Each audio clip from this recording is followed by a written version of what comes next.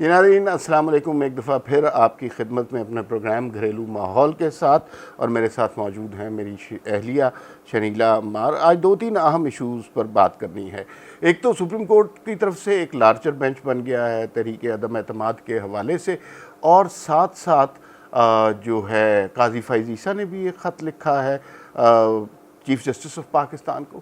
اس کے علاوہ آج عمران خان صاحب نے پریڈ کے بعد کچھ صحافیوں سے ملاقات کی ہے، اور ان ملاقات میں ان صحافیوں کا تاثر کیا تھا، کیا باتیں عمران خان صاحب کہہ رہے تھے، کتنے وہ کانفیڈنٹ تھے، پہلے میرے خیال میں اس پہ بات کر لیتے ہیں۔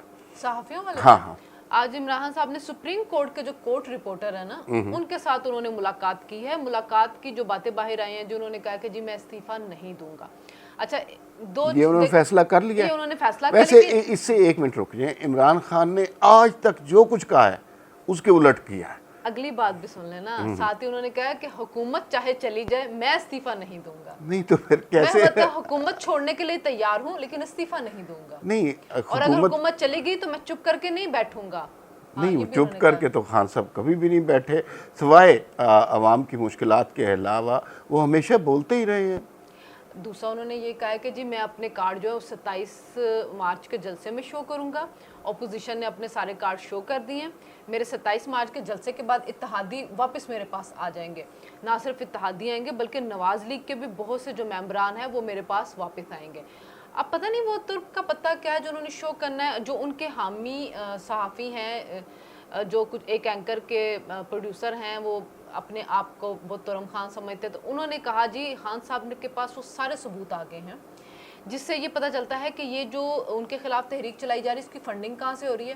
اور جب وہ ثبوت امریکہ سے کم تو نہیں کسی پہ الزام لگایا ہوگا؟ یورپی یونین، را، موساد، ساروں کے اوپر ان کا ہے، CIA وغیرہ۔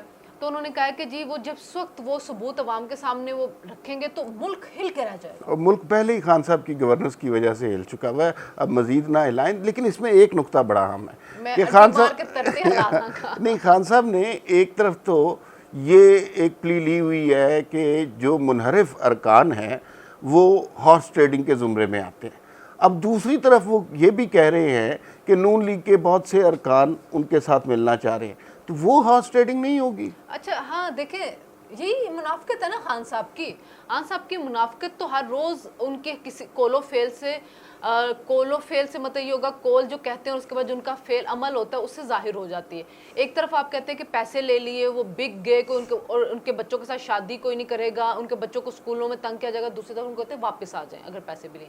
پھر آپ کہتے ہیں ہارس ٹریڈنگ ہے، پیسے دیے گئے۔ بھئی آپ کے پاس جو نواز لیگ کے MNA آئیں گے ان کو چھوڑ کے وہ ہارس ٹریڈنگ نہیں ہوگی، ان کو آپ نے کیا لالچ دیا؟ ظاہر ہے آپ تو دے سکتے ہیں کیونکہ آپ حکومت میں بیٹھے ہوئے ہیں، آپ ان کو ترقیاتی فنڈز دے سکتے ہیں کہ جی جائیں اپنے علاقوں میں جا کے کام کریں، تو رشوت تو اصل میں آپ دیں گے۔ اپوزیشن کے پاس کبھی بھی کوئی پیسوں کے لیے نہیں جاتا ہے کیونکہ اس کو اپوزیشن سے کیا فائدہ ملے گا؟ حکومت کے پاس جو آتا ہے نا اس کو فائدہ ملتا ہے۔ اور آپ اس کا مطلب ہے کہ پھر آپ نے کوئی نوٹوں کے جو بوریاں وہ کھول دی، کیونکہ آپ تو حکومت میں بیٹھے ہیں، سارا بجٹ آپ کے پاس ہے، پورے ملک کا خزانہ آپ کے پاس ہے، تو اس کا مطلب آپ نے کوئی بوریاں کھول دی ہیں۔ اچھا، اس میں ایک جو بات آپ نے کی کہ جو بچوں کے حوالے سے، بچوں کی شادیوں کے حوالے سے، یا یہ کہا جو منحرف ارکان ہیں ان کے بچوں کو اسکول میں بلی کیا جائے گا، تو یہ سول سوسائٹی اور سوشل میڈیا پر اس بات کو بہت برا مانا گیا ہے۔ آپ اپنی سیاست کریں، اپنے سیاسی مخالفین پر جتنا مرضی کیچڑ اچھالیں، وہ آپ کی بات ہے، لیکن اگر اس میں آپ بچوں کو گھسیٹیں گے یا عورتوں کو گھسیٹیں گے یا ان کی بیٹیوں کے رشتے والے معاملات ڈسکس کریں گے، تو یہ میرے خیال میں سوسائٹی مزید ٹوٹ پھوٹ کا شکار ہوگی۔ دیکھیں سوسائٹی شکار ہو چکی ہوئی۔ آج بھی ایک ویڈیو آئی ہے تحریک انصاف کی، ایک خاتون تھی، انہوں نے نواز لیگ کی کچھ خاتون جو تھی UK کی جو پریزیڈنٹ ان کی سوشل میڈیا کی، وہ اور ان کی جو بیٹی تھی اس کے بارے میں ایسی غلیظ زبان استعمال کی کہ کسی مرد سے بھی میں نے وہ زبان نہیں سنی ہوگی۔ تو میں یہ سوچ رہی تھی کہ کل آپ نے 54 ممالک کے وزراء خارجہ کو بلا کے وہاں پہ کہا کہ جی ہمارے جو بچے ہیں وہ بگڑ رہے ہیں کیونکہ موبائل کے اوپر وہ فحش مواد دیکھ رہے ہیں، بچوں کی تربیت ہونی چاہیے، بٹھا کے دکھا۔ تو آپ کی جو سپورٹر خاتون جو ہیں وہ اچھی خاصی عمر کی تھی، 50+ ہوں گی، वो खातून की ऐसी जुबान है तो वो बच्चों की तरबियत कैसी कर रही होंगी। यहाँ पे मोबाइल नहीं लोगों को बिगाड़ रहा, आपके सपोर्टर्स हैं ही ऐसे, क्योंकि आपका वास्ता उन्हीं सपोर्टर्स के साथ पड़ता है, आप उनकी जुबान सुनते हैं तो आपको लगता है कि नहीं लोग बिगड़ रहे हैं। बिगड़े नहीं, बिगड़े हुए ही आपको सपोर्ट कर रहे हैं। एक चीज में और बात ऐड कर लेते हैं, जो आज वो उनसे मिले हैं उनके साथ, बॉडी लैंग्वेज क्या थी खान साहब की? देखिए जो मिले हैं उनका कहना है कि जी बॉडी लैंग्वेज को इतने कॉन्फिडेंट नहीं लगे, मुंह के ऊपर हाथ रख लेते थे, एक दफा कोई बात करते थे दूसरी दफा उसकी कॉन्ट्रडिक्टिव बात कर रहे होते थे, और कुछ घबराए हुए भी थे, मतलब एक तरह से शो करना चाह रहे थे कि भाई मैं इस्तीफा नहीं दूंगा, आपने जो कुछ करना है वो कर लें। फिर सबसे बड़ी बात ये कि आप फौज के इतनी ज्यादा, आप शबाशी को कहते हैं कि हर वक्त पॉलिश के लिए तैयार रहता है, आज आप अपने जो सहाफियों से मिले आप देख लें कि कितनी आपने पॉलिश की है, कि फौज ना होती तो मुल्क टूट जाता, फौज की वजह से मुल्क बचा हुआ है, मेरी कोई दूरियां नहीं, मतलब फौज फौज फौज, उनसे मोहब्बत। पिछले दिनों आपकी कमल शोजब ने किस किस्म की मुहिम चलाई है, आपके जो अरकान, जो आपके सहाफ़ी हैं, आपके हामी, वो किस किस्म की मुहिम चला रहे हैं, और उसके अलावा आपके जो सपोर्टर हैं वो किस किस्म की गालियां दे रहे हैं। तो आप पॉलिश तो फिर आप कर रहे हैं सबसे ज्यादा। लेकिन मैं एक बात, शहबाज शरीफ साहब ने भी इस तरह की बातें की कि नवाज शरीफ ने हमेशा बड़ी इज्जत करते हैं जनरल बाजवा की, इमरान खान ने भी कहा कि मैं जनरल बाजवा का बड़ा एहतराम किया, लेकिन सच्ची बात है इस सारे केस में सबसे ज़्यादा फायदे में जनरल बाजवा है। दोनों पार्टियां जो है उनको प्लीज करने की कोशिश कर रही हैं। अच्छा ये भी आज एक इंटरेस्टिंग डेवलपमेंट थी कि परेड के बाद जनरल बाजवा अवाम में घुल मिल गए। जो हमेशा हम सरबराहान ममलिकत के बारे में सुनते थे कि वो ईद की नमाज पढ़ के अवाम में घुल मिल गए, तो आज जनरल बाजवा साहब अवाम में घुल मिल गए। तो वहाँ पे उन्होंने कहा कि देखें जी, जब हम मुदाखलत करते हैं हमें तब भी गालियाँ पड़ती हैं, जब हम नहीं करते तो हमें तब भी गालियाँ पड़ती हैं। तो बाजवा साहब इज्जत इसी में है कि आप मुदाखलत करें ही ना, आप न्यूट्रल होकर बैठ जाए ना, बस आपका काम नहीं है ये। फिर आप कह रहे हैं कि जी आप अगर उन्हीं लोगों को वोट डालते रहेंगे तो मसाइल कैसे हल होंगे। बाजवा साहब ये आपका काम ही नहीं है, आप अवाम को बताएं कि किसको वोट डालना चाहिए किसको नहीं डालना चाहिए। अवाम को फैसला करने दे, अगर अवाम को फैसला करने दिया जा रहा होता तो मेरे ख्याल में मसाइल ठीक हो गए होते। मीडिया के हवाले से भी कुछ कहा जी, उन्होंने कहा कि मीडिया जो है सारे मसाइल की जड़ है, मीडिया अपने आप को ठीक कर ले तो मसले हल हो जाएंगे। वैसे तो जनाब मीडिया किसके कंट्रोल में है? अच्छा नहीं, प्रिंसिपली स्पीकिंग ये जो सारी बातें हैं अगर ये दुरुस्त हैं, सोशल मीडिया पे ही पड़ी हैं, लेकिन अगर ये सारी बातें दुरुस्त हैं तो ये तो एक तरह से सियासत में मुदाखलत ही है। मीडिया सारा आपके कंट्रोल में है। दूसरी बात ये है कि लोगों का हक है वो जिस मर्जी सियासी जमात को वोट डालें, आप किसको क्या डिक्टेट करा रहे हैं, तो ये गलत बात है। ये सियासत मीडिया से भी दूर रहने के लिए हाँ, और ये मतलब आप जितना मर्जी कहें, लोग अब सोशल मीडिया से दूर नहीं रह सकते। सोशल मीडिया ज़िंदगी का एक हिस्सा बन चुका हुआ है और ये आगे ज़्यादा तेज़ी से बढ़ेगा, ये कम नहीं हो सकता। अच्छा, एक इमरान साहब ने एक और बात कही, उन्होंने कहा कि नवाज शरीफ ने सारा मीडिया खरीदा हुआ है। तो मेरी इमरान साहब से बसद एहतराम गुजारिश है कि सर आप शाम को ज़रा एक दफ़ा टीवी के ऊपर बैठे हो, सारे चैनल जो उनकी सर्फिंग करना शुरू करें, वहाँ पे बैठे हुए एंकर्स को देखें, उनके जो रिपोर्टर सोशल मीडिया के ऊपर हैं उनको देखें, तो फिर आपको पता चलेगा कि 70% तो आपको सपोर्ट करते हैं। तो उन्होंने कौन सा मीडिया खरीदा? 70%? 80-90%, 100%। मतलब कोई एक शख्स नहीं, वो शख्स भी जो है वो इजाज़त से ही गुस्ताखी कर सकता है। एक नया एडिशन हुआ है इस सारे मीडिया पे, उस पे भी जो है ना कोहराम मचा हुआ है, वो तलत हुसैन का है। हर प्रोग्राम में सियासी गुफ्तगू के दौरान एक दिफाई तजियाकार लाजमी बैठा हुआ है। तो वो बेसिकली वो इसलिए बैठा हुआ है कि आपके मफादात को वॉच करे। तो ये मीडिया नवाज शरीफ ने ख़रीदा होता। नवाज शरीफ ने, याद है पानामा के दिनों में क्या कहा था, उसने कहा था अगर 4 चैनल मेरे साथ खड़े हो जाते तो आज सूरत हाल मुख्तलिफ होती। कोई चैनल साथ नहीं खड़ा हुआ था। और नहीं, आप ये देखें कि पानामा के दिनों में सैकड़ों प्रोग्राम उनके खिलाफ हुए। एक डॉन लीक्स को लेके एक ARY के एंकर ने 1.5 साल सिर्फ डॉन लीग के ऊपर प्रोग्राम किया था। अभी आप कहते हैं कि मीडिया खरीदा हुआ है। चैनल का वो ARY का जो मालिक है वो आपके साथ बैरूनी दौरों के ऊपर आपके साथ जा रहा होता है। आप अभी कह रहे हैं कि चैनल आपने खरीदा हुआ, एक एंकर तलत हुसैन आया, आपने मुसीबत डाली हुई उस चैनल के ऊपर।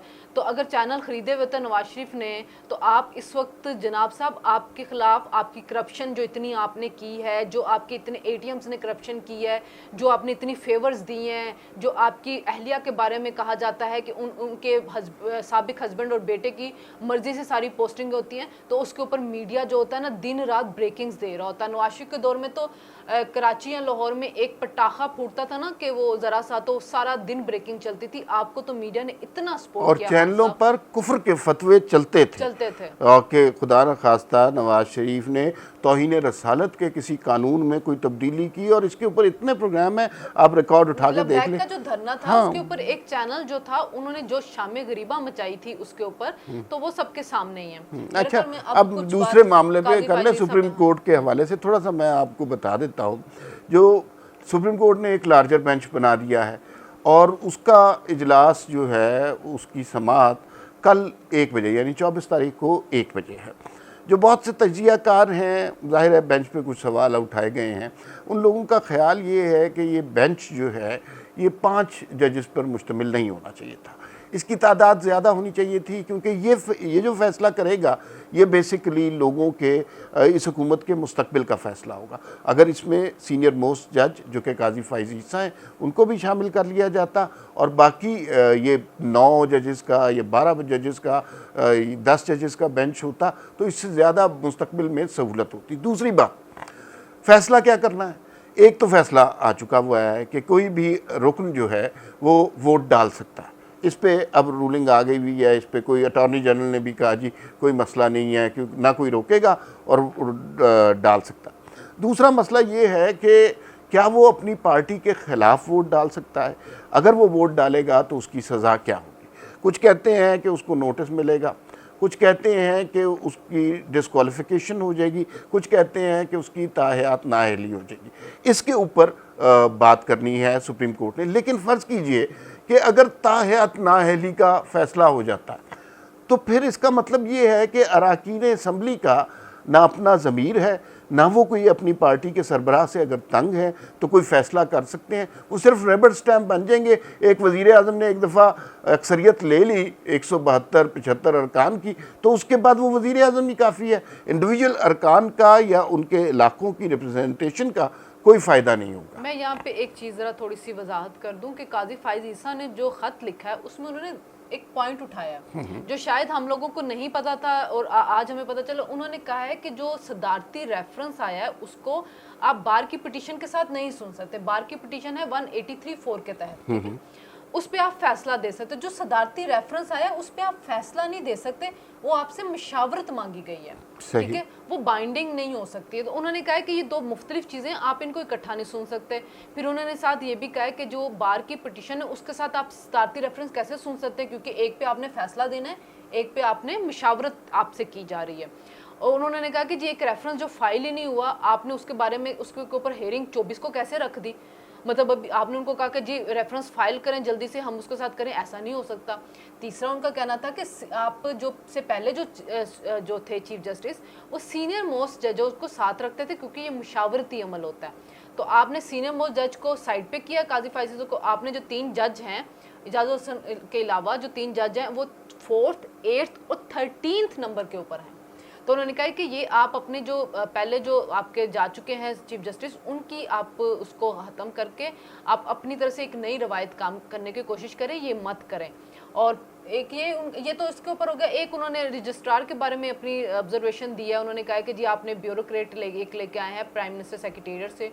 लोगों का ये ख्याल होता है कि वो जो है वो केस को लगाते हैं, सुनते हैं, शामिल करते हैं, तो आपको अदलिया को एग्जेक्टिव से अलग करना चाहिए, तो आपको रजिस्ट्रार नहीं लेना चाहिए। बिल्कुल सही है। एक सवाल का जवाब नजम सेठी साहब ने अपने प्रोग्राम में दिया और उस सवाल का जवाब तहरीक अदम एतमाद के हवाले से बहुत इम्पॉर्टेंट है और आप भी उसको जान लीजिए।